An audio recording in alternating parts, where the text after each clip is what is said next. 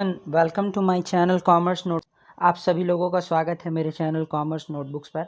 मेरा नाम है राजा मांझी और आज हम लोग जो बात करने वाले हैं वो स्पोकन इंग्लिश के एक बहुत छोटे से फ्रेज़ के बारे में बात करने वाले हैं। लेकिन उससे पहले आप सभी लोगों को मैं ये बता दूं कि हम लोगों का ऑफलाइन कोचिंग सेंटर जो है वो एक्सेस एकेडमी आंदर के नाम से चलता है, ठीक है। जहाँ पे हम लोग क्लास 11th और 12th की बिहार बोर्ड की साइंस, कॉमर्स और आर्ट्स तीनों की पढ़ाई करवाते हैं। और इसके अलावा हम सीबीएसई के लिए क्लास 5 से लेकर क्लास 10 तक मैथ, साइंस और इंग्लिश की क्लासेस को रन करते हैं। इसके अलावा हमारे यहाँ स्पोकन इंग्लिश की क्लासेस भी चलती हैं और हर तरह के कॉम्पिटिटिव एग्ज़ाम की प्रिपरेशन भी कराई जाती है। तो अगर आप सभी लोग हमारे अंदर वाले ब्रांच से जुड़ना चाहते हैं, यानी कि जो लोहिया विचार मंच के पास डॉक्टर रौनक रज़ा के सामने है अंदर में, अगर आप उससे आप हम लोगों से ऑफलाइन जुड़ना चाहते हैं तो आप लोग डेमो क्लासेस के लिए आ सकते हैं ठीक है। या फिर आपको अगर कोई क्वेरी है तो आप मुझे इस नंबर पे कॉल कर सकते हैं। चलिए वीडियो को शुरू करते हैं बिना किसी देरी के। अगर आप लोग मेरे चैनल पे नए हैं तो प्लीज़ मेरे चैनल को सब्सक्राइब ज़रूर कर दीजिएगा। तो चलिए आज हम जो बात करते हैं अपने मेन वीडियो पे आते हैं, जो कि स्पोकन इंग्लिश का एक बहुत छोटा सा फ्रेज़ है जिसका मतलब होता है फॉन्ड ऑफ। क्या मतलब होता है जिसका?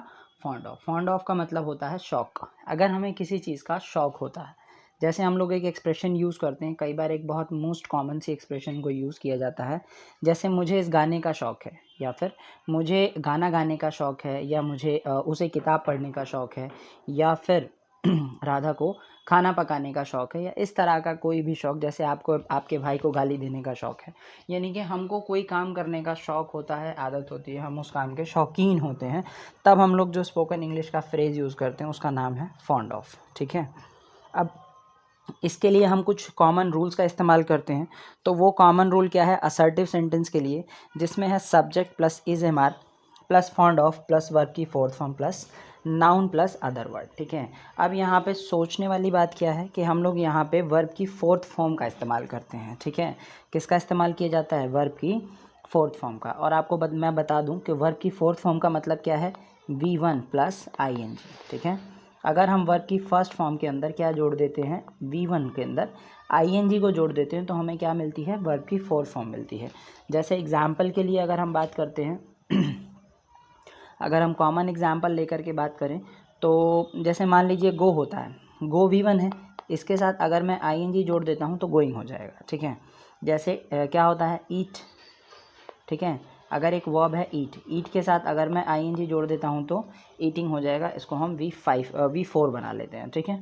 चलिए, तो ये हमारा कॉमन है। इसके साथ ही मैं आपको इज़ एम आर का यूज़ भी समझा दूँ कि इज़ का यूज़ जो होता है वो कब किया जाता है? इज़ का इस्तेमाल हम लोग तब करते हैं जब हमारा सब्जेक्ट क्या होता है? सिंगुलर होता है। सिंगुलर का मतलब एक वचन की कैटेगरी का होता है। जब हमारा सब्जेक्ट कैसा हो? सिंगुलर हो जाए। अब यहाँ पे सिंगुलर सब्जेक्ट का मतलब क्या होता है? जहाँ पे हमारा subject he, she, it, this, that, या फिर कोई भी क्या हो, एक वचन या किसी का नाम हो, वहाँ पे हम किसका इस्तेमाल करते हैं? इज़ का इस्तेमाल करते हैं, ठीक है। और हम लोग अगर बात करते हैं एम का, तो एम का इस्तेमाल कहाँ किया जाता है? तो एम का इस्तेमाल केवल और केवल किसके लिए?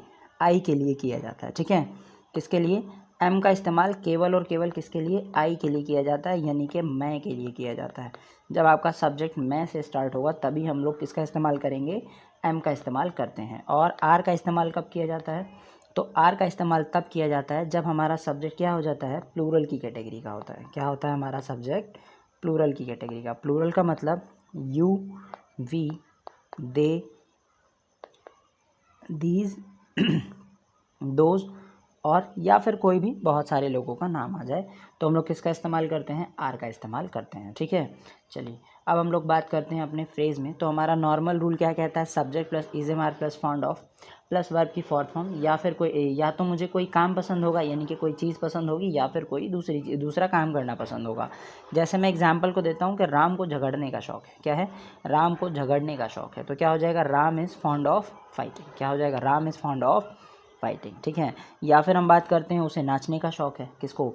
उसको नाचने का शौक़ है या उसे नाचने का शौक़ है, तो he is fond of dancing हो जाएगा, ठीक है। मुझे कपड़ों का शौक़ है तो I am fond of clothing हो जाएगा या क्लॉथ्स हो जाएगा, क्योंकि यहाँ पर क्लॉथ्स क्या है? एक नाउन को डिनोट करता है। किसको डिनोट करता है? नाउन को डिनोट करता है, ठीक है। किसको? अगर हम बात करते हैं किसकी? क्लॉथ्स की, तो क्लॉथ्स का मतलब क्या होता है? नाउन होता है, ठीक है। ये क्या है हमारे लिए, एक नाउन है, बहुत सही। यानी कि जब हमें किसी नाउन की बात होगी तो हम इसका इस्तेमाल करेंगे, या फिर नाउन के अलावा कोई अदर वर्ड होगा तो हम अपना नॉर्मल उस अदर वर्ड का इस्तेमाल कर लेंगे, ठीक है। जैसे उन लोगों को किताब पढ़ने का शौक़ है, इसका जो ट्रांसलेशन है वो आप लोग मुझे कमेंट करके बताइएगा, ठीक है।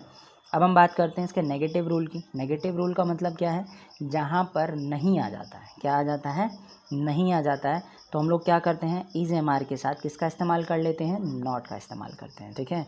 हम लोग क्या करते हैं अपने सेंटेंस में इज़ एम या आर के बाद जस्ट किसका इस्तेमाल करते हैं, नॉट का, ठीक है जी।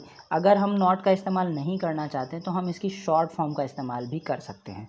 जैसे कि शॉर्ट फॉर्म क्या है तो मैं आपको समझा देता हूँ। इज़ प्लस नॉट क्या हो जाएगा, इज़ंट हो जाता है, क्या हो जाता है, इज़ंट हो जाएगा। तो अगर इज़ प्लस नॉट यूज़ करना है तो हम इज़ंट यूज़ कर सकते हैं, या फिर एम प्लस नॉट यूज़ करना है तो हम लोग क्या यूज़ कर सकते हैं, आंट यूज़ कर सकते हैं, ठीक है, ARENT आंट, ठीक। या फिर अगर मुझे आर प्लस नॉट यूज़ करना है तो भी हम क्या यूज़ कर सकते हैं, आर प्लस नॉट आंट हो जाता है, यानी कि ये भी हमारा आंट हो जाएगा, ठीक है। अगर हमें शॉर्ट में यूज़ करना है तो चलिए इसके ऊपर कुछ एग्जांपल्स देख लेते हैं। जैसे अगर मैं बोलता हूँ मोहन को झूठ बोलने का शौक़ नहीं है, तो क्या हो जाएगा, किसे झूठ बोलने का शौक़ नहीं है, तो मोहन को, तो हो जाएगा Mohan is not fond of telling a lie. झूठ बोलना क्या होता है, टेल अ लाई होता है, इसकी बिफोर क्या हो जाएगी, टेलिंग अ लाई। जैसे आप लोगों को खिलौनों का शौक़ नहीं है तो क्या हो जाएगा, you are not fond of toys, ठीक है, क्योंकि बहुत सारे खिलौने हैं तो you are not fond of toys, ठीक है। उसे गाड़ियों का शौक़ नहीं है तो क्या हो जाएगा, he is not fond of cars. उसे गाड़ियों का शौक़ नहीं है तो क्या हो जाएगा, किसे गाड़ियों का शौक़ नहीं है, तो उसे नहीं है तो क्या हो जाएगा, he is not fond of cars. बात समझ में आई। जैसे अगर हम बात करते हैं अब, क्योंकि आपके जो सेंटेंसेस हैं वो असर्टिव भी होते हैं और नेगेटिव भी होते हैं, तो इंट्रोगेटिव सेंटेंसेस के लिए क्या रूल इस्तेमाल करेंगे, तो जैसा कि हम सबको पता है जब भी हमारा सेंटेंस क्या हो जाता है, इंट्रोगेटिव हो जाता है, तो जो हमारा हेल्पिंग वर्ब है यानी कि जो हमारा इज़ एम आर है वो सेंटेंस में क्या हो जाता है, सबसे पहले इस्तेमाल कर लिया जाता है। क्या किया जाता है, इंट्रोगेटिव सेंटेंसेस में हेल्पिंग वर्ब को सबसे पहले यूज़ करते हैं, तो वो जैसा मैंने बताया बिल्कुल वैसे यूज़ कर लिया जाएगा सबसे पहले। जैसे अगर मैं आपको सेंटेंस बताता हूँ एग्जांपल के लिए कि क्या आपको किताबें पढ़ने का शौक़ है, तो कहाँ क्या कर रहा है वो, आपसे क्वेश्चन पूछा जा रहा है, क्या, तो और किसको, आपको, तो आपको के लिए हम क्या लगाएंगे, आर लगाएंगे, ठीक है। और क्या हो जाएगा, आर यू फॉन्ड ऑफ, ठीक है। किताब पढ़ना रीड होता है, इसके साथ ING लगाना पड़ेगा, reading books, are you fond of reading books with question mark. बात समझ में आई। जैसे आपको मैं दिखा देता हूँ क्या बनेगा इसका, are you fond of reading books, किताबें, बहुत सारी किताबें, ठीक है। तो अगर हम बात करते हैं क्या उसे लिखने का शौक़ है, तो क्या हो जाएगा, is he fond of writing हो जाएगा, लिखना राइटिंग होता है। जैसे क्या आपकी बहन को महंगे कपड़ों का शौक़ है, तो हो जाएगा is your sister fond of expensive clothes, या फिर कॉस्टली क्लॉथ्स, ठीक है। से हम कुछ भी यूज़ कर सकते हैं, ठीक है। अब कई बार हम लोग किसका इस्तेमाल करते हैं सेंटेंस के अंदर, इंट्रोगेटिव प्लस नेगेटिव दोनों तरह के सेंटेंसेस का इस्तेमाल किया जाता है। जब इंट्रोगेटिव और नेगेटिव यानी कि जब आपके सेंटेंस में क्या भी आता हो प्लस आप किसका यूज़ करते हो, नहीं का भी यूज़ करते हो, तो हम उसे बोल देते हैं इंट्रोगेटिव प्लस नेगेटिव। तो इसमें हम क्या करते हैं, इज़ एम आर को तो आगे लगाते ही हैं, और साथ में क्या हो जाता है, जो हमारा नेगेटिव थॉट होता है यानी कि जो हमारा नेगेटिव एक्सप्रेशन है उसके लिए हम क्या करते हैं, इस नॉट का इस्तेमाल भी कर लेते हैं हमारे सब्जेक्ट के जस्ट बाद, ठीक है। जैसे कुछ एग्जांपल्स मैं आपको बताता हूँ कि क्या आपको किताबें पढ़ने का शौक़ नहीं है, तो आपसे पूछा जा रहा है कि क्या आपको किताबें पढ़ने का शौक़ नहीं है, तो क्या हो जाएगा, आर यू, क्योंकि सवाल पूछ रहा है तो, और नॉट भी है तो नॉट, ठीक है। क्या हो जाएगा, are you not fond of reading books, ठीक है, विद क्वेश्चन मार्क। बात समझ में आई। जैसे क्या हो जाएगा, are you not fond of reading books. जैसे गाना गाने का शौक़ नहीं है तो क्या हो जाएगा, इज़ ही, है ना, इज़ ही नॉट, क्या हो जाएगा, ये जो मैंने लिख दिया है गलती से इसको मैं ठीक कर लेता हूँ, ठीक है, टाइपिंग मिस्टेक है, यहाँ पे क्या होना चाहिए, नॉट होना चाहिए, क्या होना चाहिए, is he not fond of singing songs.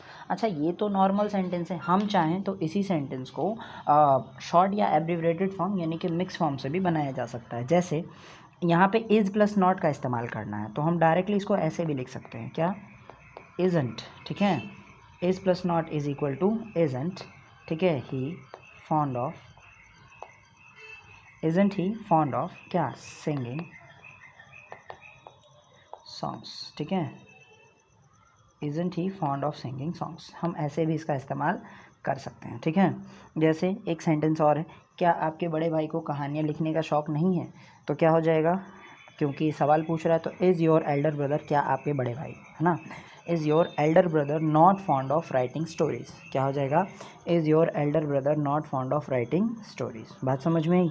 चलिए अब हम बात कर लेते हैं, इसी में एक तरह का रूल हमारा इस्तेमाल होता है WH वर्ड, कौन सा, WH वर्ड, जहाँ पे हम WH फैमिली का वर्ड यूज़ करते हैं, जैसे क्या, क्यों, कब, कहाँ, कैसे, कौन सा, कौन सी।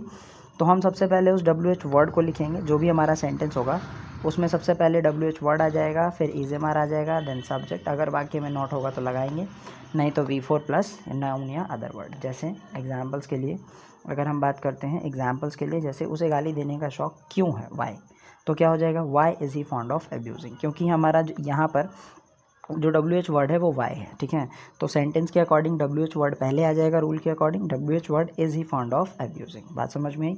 बहुत सिंपल से ट्रांसलेशन से ही आप थोड़ी सी फोकस करोगे तो आपसे बन जाएंगे, ठीक है। उसके बाद क्या बात करता है, जैसे आपको कौन सी किताब पढ़ने का शौक़ है, ठीक है, तो हो जाएगा विच बुक, कौन सी किताब, which book are you fond of reading, ठीक है, विच बुक्स, है ना, which book are you fond of reading या which books are you fond of reading, ठीक है। जैसे उसे क्या करने का शौक़ है, आप इस सेंटेंस के ट्रांसलेशन कमेंट में ज़रूर बताना। अगर आपको वीडियो पसंद आई हो, इसको यहाँ तक बने रहने के लिए आप लोगों का बहुत बहुत शुक्रिया। और अगेन आप लोग अगर हमारे साथ जुड़ना चाहते हैं ऑफलाइन क्लासेस के लिए तो आप हमसे कांटेक्ट कर सकते हैं, साइंस, आर्ट्स और कॉमर्स की क्लासेस के लिए, और CBSE के बच्चे मैथ, साइंस और इंग्लिश की क्लासेस के लिए, क्लासेस 5 से लेकर के 10th तक। और स्पोकन इंग्लिश का बैच हमारा बहुत जल्द शुरू होने वाला है, डेमो क्लासेस के लिए आप हमसे जुड़ सकते हैं, ठीक है। और हम हर तरह की प्रिपरेशन भी कराते हैं, तो आपको अगर हमसे कोई भी क्वेरी हो तो आप डायरेक्टली मेरे इस नंबर पर कॉल या मैसेज कर सकते हैं, ठीक है। और आप यहाँ तक बने रहे उसके लिए बहुत बहुत शुक्रिया आप लोगों का, मेरी वीडियो को यहाँ तक देखने के लिए। और आप मेरे टेलीग्राम चैनल को और इंस्टाग्राम चैनल दो मुझे फॉलो कर सकते हैं, और हमारे यूट्यूब के चैनल को अगर आपने यहाँ तक वीडियो देखी है तो उसको लाइक, शेयर और सब्सक्राइब करना मत भूलिएगा। तब तक के लिए जय हिंद प्यारे बच्चों।